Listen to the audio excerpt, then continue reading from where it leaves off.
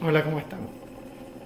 Bueno, para empezar vamos a repasar un poquito lo que ya hemos charlado en nuestro primer encuentro y espero que a través de estas clases podamos ir incorporando todos los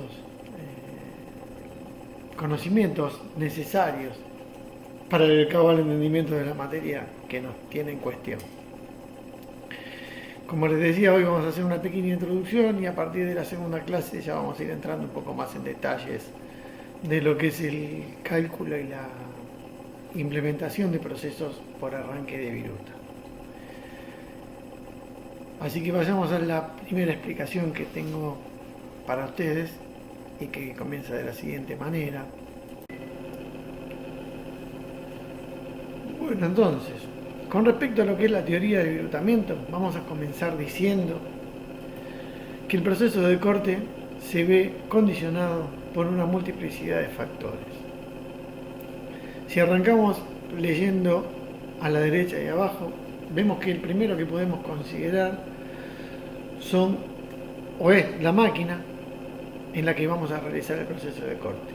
Y no solo estoy hablando de la máquina por característica, si es una fresadora, si es un torno, si es una agujereadora, sino por qué tipo de máquina es dentro de cada una de esas gamas. Es decir, no es lo mismo tener una fresadora de gran porte, con mucha rigidez y alta potencia, que una pequeña fresadora.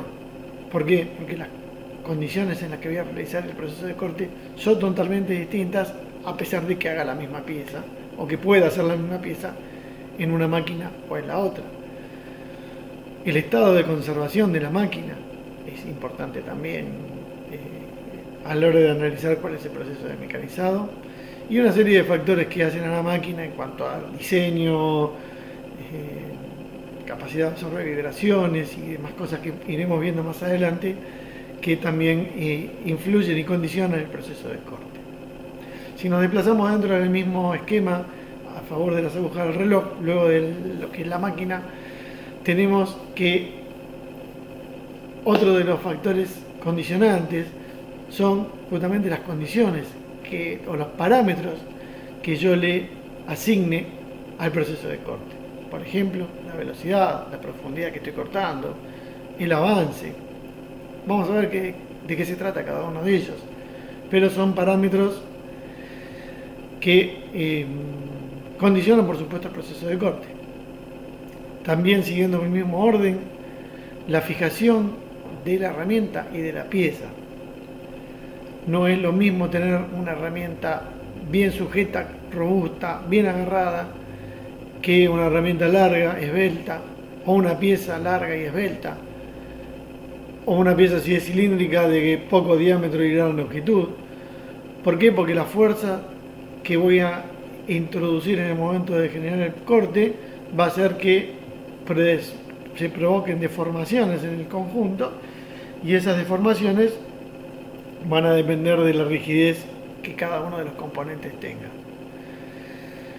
También la presencia o no y en qué cantidad y de qué tipo de fluidos de corte condicionan el proceso de corte, como veremos más adelante, básicamente por la modificación que hacen de el sistema de lubricación y refrigeración del conjunto. Por supuesto, en todo proceso de corte hay una herramienta de corte y esa herramienta de corte tiene un material y ese material tiene una geometría. Tanto el material como la geometría de la herramienta de corte son condicionantes del proceso de corte en sí. Por supuesto, también la pieza de trabajo en cuanto al material, la geometría y la rigidez condicionan el tipo de mecanizado que voy a hacer y me hacen probablemente modificar otros factores como pueden ser los de abajo como condiciones de corte de velocidad, porque no es que no puedo hacer algo, sino que tengo que hacerlo con condiciones distintas, ¿sí? Es decir, cuando yo me enfrento a una pieza de trabajo con un material más duro, voy a tener que modificar la herramienta de corte en cuanto al material, en cuanto a la geometría y también las condiciones propias o los parámetros propios del proceso de corte, como son la velocidad de corte, la profundidad de pasada, etc. ¿no? Para que sea más claro, yo puedo cortar un pan de manteca con un cuchillo, pero si agarro un cuchillo para cortar un trozo de hierro, no voy a tener ningún éxito. Entonces la dureza y las propiedades del material de trabajo me condicionan la herramienta de corte.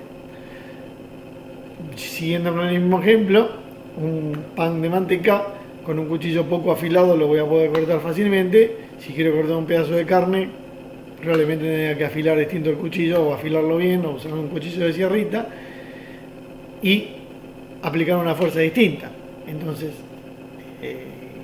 del mismo modo se comportan los materiales que trabajamos en ingeniería. Para ir haciendo una introducción un poquitito más teórica de lo que es el proceso de corte, vamos a plantear en estas dos figuras dos procesos de corte que son básicamente ideales, no se dan en la realidad, pero sí nos pueden llegar a dar una idea de cómo es la mecánica del corte en sí.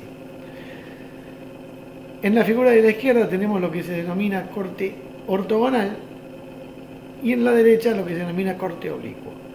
En el corte ortogonal, la característica es que la viruta que se está formando sobre una cara de la herramienta lo hace a partir del movimiento de la herramienta sobre la pieza, y como podemos ver en esa figura, para que se produzca el corte la dirección tiene que ser de arriba a la derecha hacia abajo a la izquierda. Y respecto de esa dirección del movimiento de la herramienta, el filo de la herramienta se encuentra a 90 grados. Esta simplificación se utiliza porque, en este caso, cualquier sección de viruta que estemos analizando está sometida a los mismos esfuerzos. En cambio, en la figura de la derecha, en la que tenemos lo que se denomina el corte oblicuo, no se cumple la condición anterior, es decir, hay un ángulo entre la dirección de corte y el filo de la herramienta que hace que no en todos los planos la viruta se comporte de la misma manera. Desprendiendo de la figura anterior, aquí arriba, en la figura superior, tenemos lo que sería la formación de viruta en un proceso de corte, la cual es obligada a deslizar sobre la cara de la herramienta por la aplicación de una fuerza que en unos minutos veremos de qué se trata. Entonces, en la figura superior vemos cómo la viruta se desliza por la cara de la herramienta, y la cara esa de la herramienta por la que se desliza la viruta la podemos llamar simplemente cara de la herramienta o cara de ataque o superficie de desprendimiento. La más común utilizar es cara de ataque. Una segunda cara representativa de la herramienta es la que encontramos en la figura superior, más hacia la derecha, que se denomina flanco de la herramienta o superficie de incidencia. Esta superficie de incidencia es una superficie que se encuentra apenas alejada de lo que sería la superficie de corte generado o la pieza terminada. A la izquierda vemos lo que es el espesor de viruta antes del corte. En la figura inferior tenemos dos casos, el A y el B, porque es importante ya entrar en consideración que, de acuerdo a la posición que tenga la cara de desprendimiento o la cara de ataque de la herramienta, las condiciones de corte van a ser bien distintas. En el caso de la figura A, tenemos lo que denominamos una inclinación normal efectiva o ángulo de ataque efectivo o ángulo de desprendimiento efectivo, que en ese caso es por convención considerado positivo. Cuanto más positivo o más grande el valor absoluto positivo sea que tenga ese ángulo, menor va a ser el esfuerzo para arrancar el material. Cuanto más tienda a cero, o como en el caso de la izquierda, pase a ser negativo, valor negativo que se toma por convención, porque está de la vertical hacia el lado de la viruta, cuanto más grande sea ese valor negativo o más chico en valores absolutos tenga perdón, el valor relativo tenga ese ángulo, mayor va a ser el esfuerzo para el corte. ¿Cuándo voy a utilizar un ángulo positivo? Siempre que pueda. ¿Cuándo voy a utilizar un ángulo negativo? Siempre que la condición de corte, o el tipo de material que estoy cortando, o el tipo de viruta que forme el material que estoy cortando, me obligue a utilizar una herramienta con mayor robustez geométrica para que no se rompa. Es decir, cuando uno se encuentra con una situación complicada, con un material duro, de viruta corta o de corte interrumpido, va a ir a utilizar ángulos de ataque cero o negativos. Si no, dentro de lo posible vamos a utilizar ángulos de ataque positivos. Es importante entender estos conceptos e ir identificando ya cada uno de estos ángulos. Entonces, el primero de los ángulos característicos de una herramienta en un proceso de corte es el ángulo de ataque que nominamos o identificamos con la letra gamma. Aparte de este ángulo, en la figura de la izquierda, de abajo a, se puede ver que hay un segundo ángulo, que también se repite en el B, aunque no está indicado, que es el ángulo normal efectivo o ángulo de incidencia efectiva. Este ángulo de incidencia es un ángulo, sí, siempre mayor que cero, no podría ser menor que cero, y es un ángulo que vamos a ver qué consecuencias tiene sobre más que nada sobre la forma de terminación de la pieza, el rozamiento que vamos a tener sobre la pieza terminada y el desgaste sobre esa cara de la herramienta. Luego tenemos lo que se denomina ángulo normal del filo, que es el ángulo comprendido entre la cara de ataque y la cara de incidencia. Este ángulo normalmente se lo denomina con la letra beta, y podríamos nombrar también un cuarto ángulo que sería la suma del ángulo normal del filo más el ángulo de incidencia, que es lo que se denomina habitualmente ángulo de corte, que sería también igual al valor de 90 menos el ángulo de ataque. Ahora bien, para que la herramienta obligue a la viruta a desprenderse por la cara de la misma, necesitamos aplicar una fuerza. Eso creo que está claro. Esa fuerza, en las figuras, en cualquiera de las tres figuras, tiene una dirección horizontal y en todos los casos el sentido es de derecha a izquierda. Esa fuerza de corte, que vamos a denominar F sub C, podemos en principio decir que nace como el producto de tres factores. Y estos tres factores son la profundidad de pasada, A sub P, ya veremos rápidamente de qué se trata, el avance F y un tercer factor, K sub S, que es lo que se denomina resistencia específica al corte de la operación. Importante que presten atención a esas últimas palabras, porque la resistencia específica de corte no depende solo del material que estoy mecanizando, sino depende fundamentalmente de dos cosas: del material y de la geometría de la herramienta con la que lo estoy haciendo. Justamente, cuanto más positivo sea el ángulo de la herramienta, menor será el valor de K sub S. Cuanto más tienda a ser o a negativo, mayor va a ser el valor de K sub S. A veces por comodidad utilizo el producto de K sub S por un factor de conversión, pero dejémoslo por ahora. Este valor de K sub S también se ve pequeñamente influido por el valor de la sección de viruta, que es el producto de AP por F, y de la forma de la misma. Ahora tenemos que tener en cuenta que esta fuerza Fc es una fuerza dinámica, es decir, que es una fuerza que se mueve. Hago un paréntesis acá, lo que venía mostrando, para hacer hincapié en esto. Tengan en cuenta que todo este proceso de corte responde, por supuesto, a principios físicos, ¿sí? Estos principios físicos rigen toda la mecánica. Y si Fc es una fuerza dinámica que está en movimiento, cuando se mueve, realiza un trabajo. ¿Sí? ¿Y el trabajo qué es? El trabajo es una forma de energía.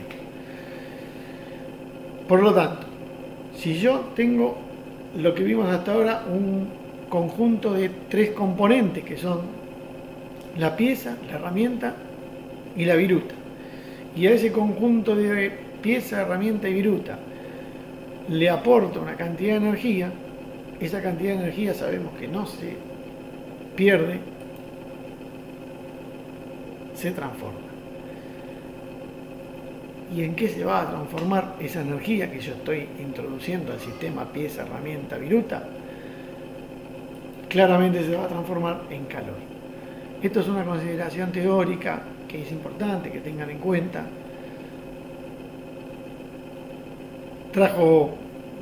Su análisis trajo bastantes aportes a lo que es el desarrollo de la técnica en sí, porque se supone que la primera conversión de energía mecánica en calor se hizo a partir del análisis de un mecanizado, el mecanizado de los cañones hace varios siglos, con el cual se pudo determinar el famoso equivalente calórico del trabajo, que no es más que un conversor de unidades, ¿no? Pero a mi criterio es básicamente un conversor de unidades, porque tanto calor como trabajo mecánico son dos formas de energía.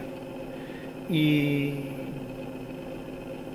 bueno, todas las transformaciones termodinámicas surgieron a partir del encuentro de esa relación, ¿no? entre el calor y el trabajo.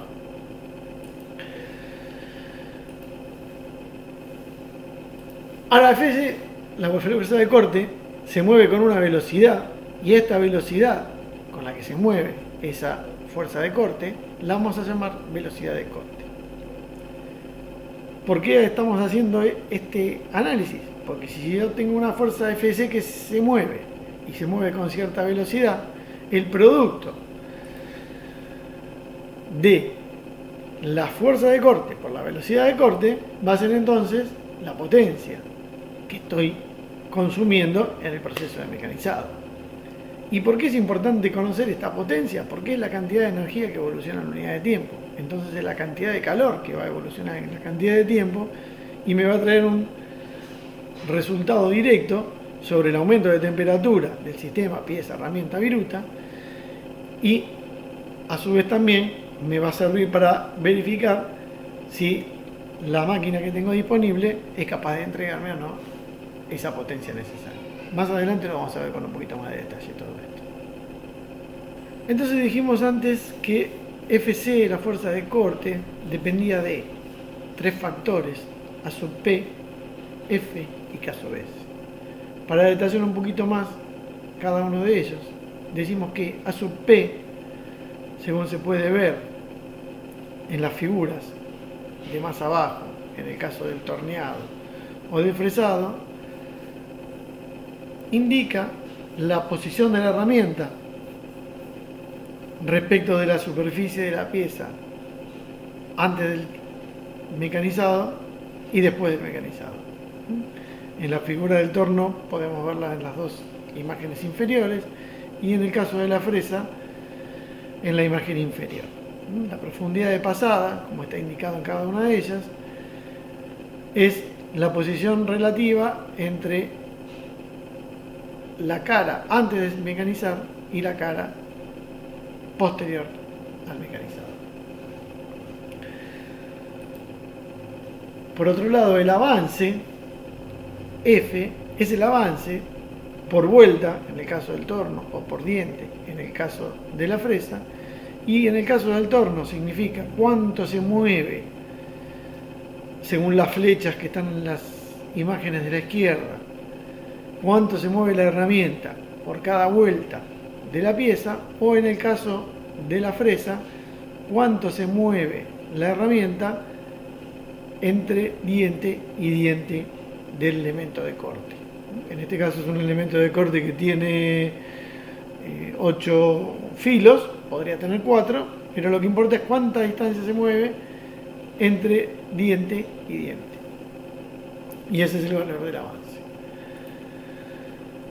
El último de los factores, K sub S, es la resistencia específica al corte de la operación y dijimos que depende del material de la pieza que estamos mecanizando, la geometría de la herramienta y la forma y tamaño de la viruta. Es decir, de los otros dos factores y la forma que tiene esta viruta. Para que haya corte dijimos que la fuerza de corte se tiene que mover. Y para que la fuerza de corte actúe y genere un volumen de corte de material, necesito aparte otros movimientos. Entonces vamos a diferenciar en principio tres movimientos. El movimiento principal, que es el movimiento relativo entre la pieza y la herramienta, que obliga a la viruta a desplazarse sobre la cara de la misma. ¿Correcto? Entonces, en el torneado, el movimiento principal, ¿cuál es? La rotación de la pieza. En el fresado, el movimiento principal, ¿cuál es? La rotación de la fresa. Pero con esto solo no alcanza. Necesitamos un movimiento de avance, que lo vimos en las figuras anteriores.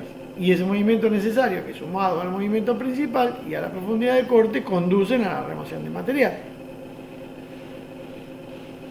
El tercero de los factores, o de las dimensiones, es la profundidad de pasada, que es la dimensión generalmente fija por cada pasada, que junto al avance conforman la sección de corte. Por último, vamos a decir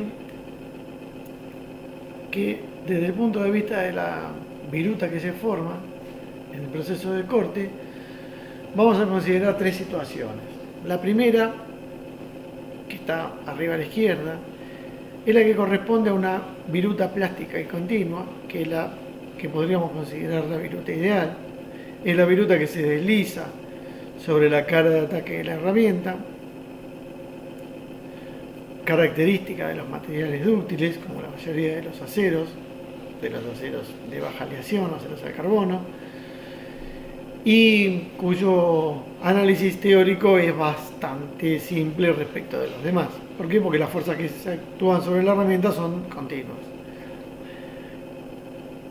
La presencia de esta viruta plástica continua no quiere decir que yo no trate de, por algún artilugio geométrico que veremos más adelante, hacer que la misma se rompa una vez que se produjo el proceso de corte lo más rápido posible para que no genere un volumen de material cortado bastante molesto. Pero en principio esta primera opción es la figura de arriba y de la izquierda, es a la que tratamos como de situación ideal.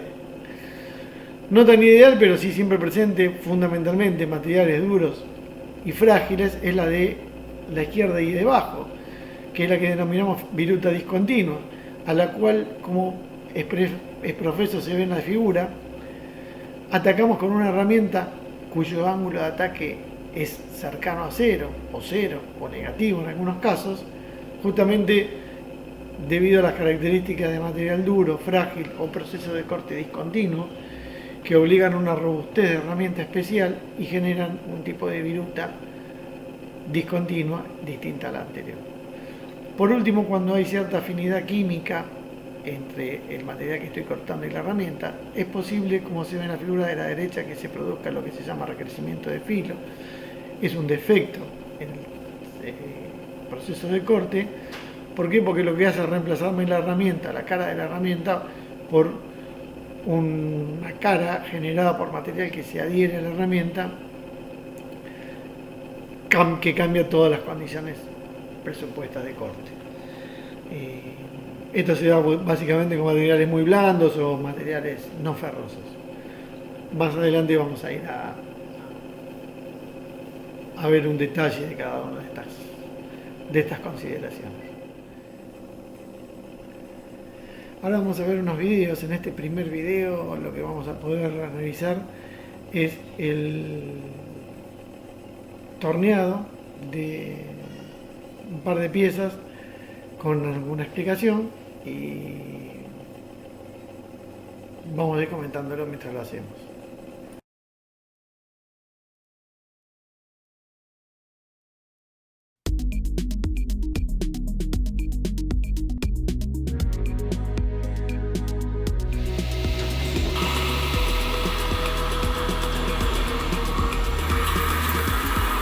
Fíjense como ahí se ve claramente la profundidad de pasada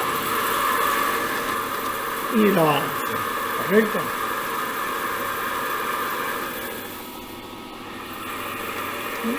Profundidad de pasada y avance. Nuevamente profundidad de pasada y avance. Profundidad y avance.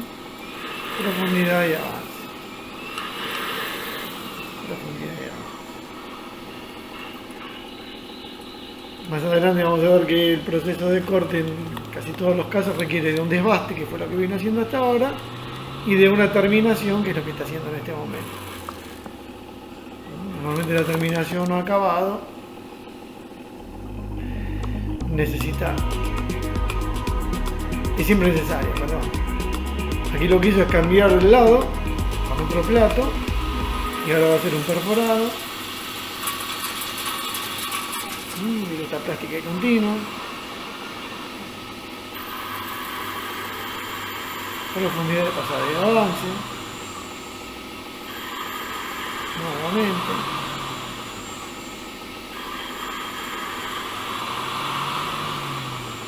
Acá invierte el giro porque va a enganchar del otro lado.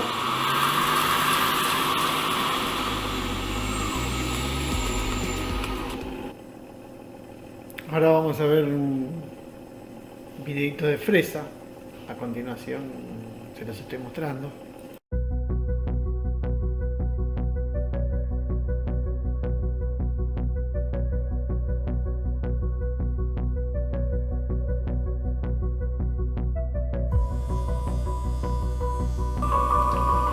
Aquí básicamente lo que tenemos son todas operaciones de contorneado, fresado periférico. Ustedes pueden ver cómo la viruta sale arrancada del material con bastante facilidad, producto del buen diseño de la herramienta. Estas son todas operaciones de fresado. Todo fresado lateral, periférico. Una operación de terminación. Esta se llama ranurado. Seguimos con el ranurado.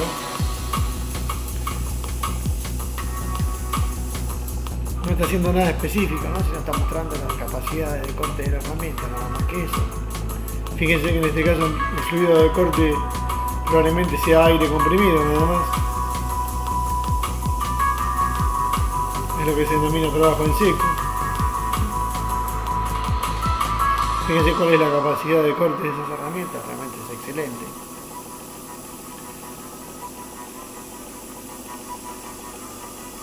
Seguimos con operaciones de contorneado.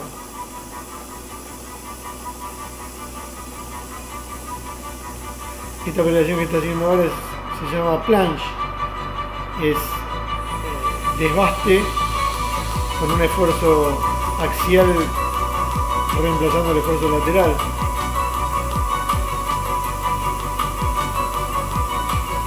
Una incorporación circular, perforado.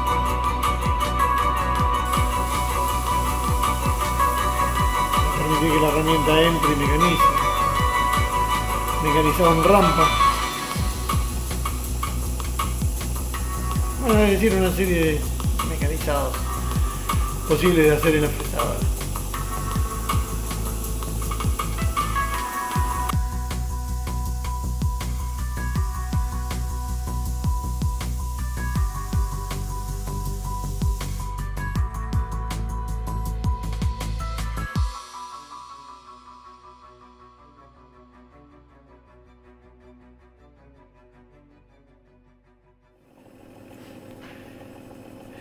Y un último video de fresado con una fresa de tipo araña.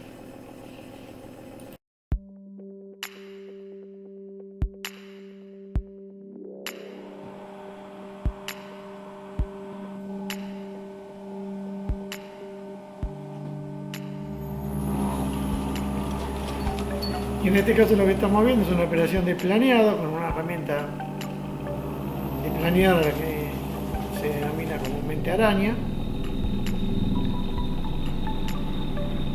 En cámara lenta se puede apreciar con bastante claridad cómo se produce la viruta en cada uno de los insertos o filos de la herramienta.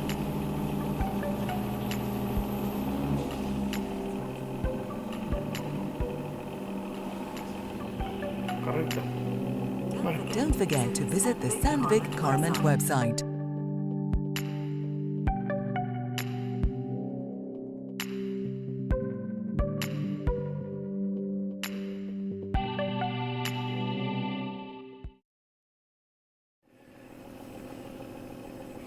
Bueno, espero que haya quedado todo claro y en los sucesivos encuentros iremos profundizando un poco más en los temas que estuvimos explicando hasta hoy.